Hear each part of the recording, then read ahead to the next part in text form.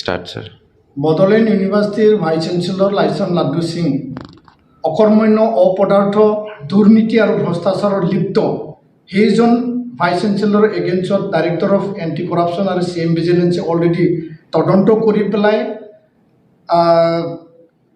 যি কেছ আছে 1/2022 under section 120B 420 আৰু 409 তাত চিটিং আৰু ফ্ৰড ক্ৰিমিনেল কনস্পিৰেচি লগতে ফাইনেন্সিয়েল এনমেলিছত যি এটা কেছ আছিল সেই কেছৰ এগেইনষ্টত তেওঁক একিউজ কৰা হৈছে, অভিযুক্ত কৰা হৈছে, লগতে তেখেতক এৰেষ্ট কৰা হৈছে। আৰু এই গোটেই প্ৰক্ৰিয়াৰ ওপৰত নিখিল বড়ো ছাত্ৰ সন্থাৰ তৰফৰ পৰা আমি বহু দিনৰ পৰা আমি আন্দোলন গণতান্ত্ৰিক কাৰ্যসূচী আমি লৈ আহিছোঁ। অসমৰ মহামান্য ৰাজ্যপাল গোলাপ চান্দ কাটাৰিয়া ডাঙৰীয়াক আমি মেমৰেণ্ডাম দি পেলাই আমি অলৰেডি জনাইছোঁ, লগতে অসমৰ মুখ্যমন্ত্ৰী ডাঙৰীয়াকো আমি জনাইছোঁ। আৰু যোৱাকালি আমি এখন যি নটিফিকেশ্যন দেখিবলৈ পালোঁ যে লাইছন লাড্ডু সিঙৰ ওপৰত যিখিনি এলিগেশ্যন, তেওঁ যিখিনি একিউজ আৰু CM ভিজিলেন্সে তেওঁক এৰেষ্ট কৰিছে, সেই গোটেই প্ৰক্ৰিয়াটো পুনৰ আকৌ তদন্ত কৰিবৰ কাৰণে ৰাজভৱনৰ তৰফৰ পৰা মহামান্য ৰাজ্যপাল আৰু চেঞ্চেলৰ বা ইউনিভাৰ্চিটি ডাঙৰীয়াই এটা নটিচ জাৰি কৰিছে। তাত Biswaranjan Samal additional chief secretary to the higher education government of আছামক অধ্যক্ষতাত 3জনীয়া এটা কমিটি গঠন কৰিছে।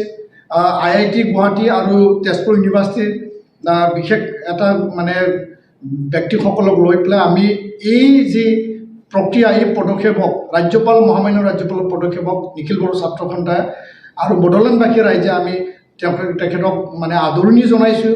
আৰু এই কমিটিয়ে ফ্ৰী এণ্ড ফেয়াৰ যাতে গোটেই ইয়াত যিখিনি মানে চিৰিয়াছ আৰু হাইনিয়াছ যিখিনি এলিগেশ্যন আছে, যিখিনি তেওঁ ক্ৰাইম কৰিছে, নিক্সন সিঙক তেওঁক অবৈধভাৱে ফাইনেন্স অফিচাৰক নিযুক্তি দিছে, আনপিনিদি নীলকমল সিং ডাঙৰীয়াক তেওঁক অবৈধভাৱে তেওঁক ছাছপেণ্ড হোৱাৰ পিছতো ফুল চেলাৰী দিছে, মেলোডি থাংজামক তেওঁ অবৈধভাৱে PhDত তেওঁ এডমিশ্যন কৰিছে, আৰু কালভাৰ্ট বনোৱা, মাৰ্কেট ছেট বনোৱা, তাৰপিছত ৰাস্তা বনোৱা নামত, ড্ৰেইন বনোৱা নামত সি যিখিনি কেলেংকাৰী কৰিছে, সি যিখিনি দুৰ্নীতি কৰিছে, গোটেই তদন্তৰ আওতাত আহিব।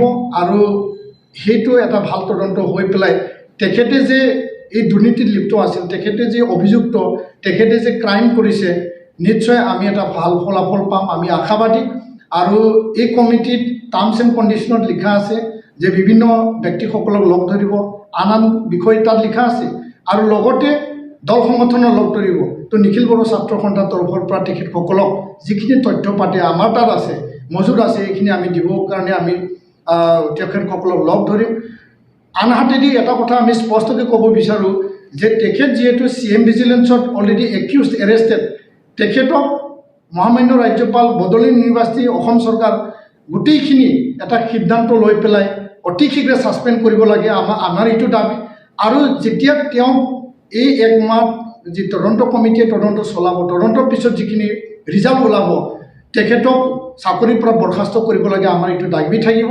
আৰু কোনো কাৰণত যাতে তেখেতে সাৰি যাব নোৱাৰে, সেই কথাটো লৈ পেলাই আমি স্পষ্ট আমি মহামান্য ৰাজ্যপাল, অসম চৰকাৰৰ ওচৰত আমি দাবী ৰাখিছোঁ যে তেখেত নিচিনা এজন অপদাৰ্থ, অকৰ্মণ্য, দুৰ্নীতি, ভ্ৰষ্টাচাৰত লিপ্ত এই ব্যক্তিজনক ঐতিহ্যমণ্ডিত বড়োলেণ্ড ইউনিভাৰ্চিটিৰ VC হৈ থকা কোনো নৈতিক যুক্তি নাই, নৈতিক অধিকাৰ নাই।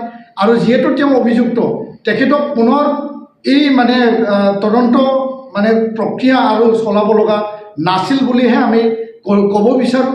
যিহেতু ৰাজ্যপাল, মহামান্য ৰাজ্যপাল ডাঙৰীয়াই এটা প্ৰক্ৰিয়াৰ মাজেদি যাব বিচাৰিছে, তৎসত্ত্বেও আমি আহ্বান জনাইছোঁ। কিন্তু তেখেত যাতে সাৰি যাব নোৱাৰে, তেখেত যাতে কাৰোবাক ইনফ্লুৱেঞ্চ কৰিব নোৱাৰে, তেখেত যাতে কাৰোবাক মানে মেনেজ কৰিব নোৱাৰে, তাৰ কাৰণে আমি ছাছপেণ্ড কৰিব লাগে, আমাৰ এইটোহে দাবী।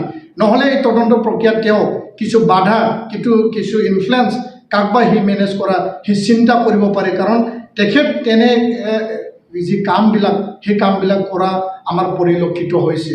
ধন্যবাদ।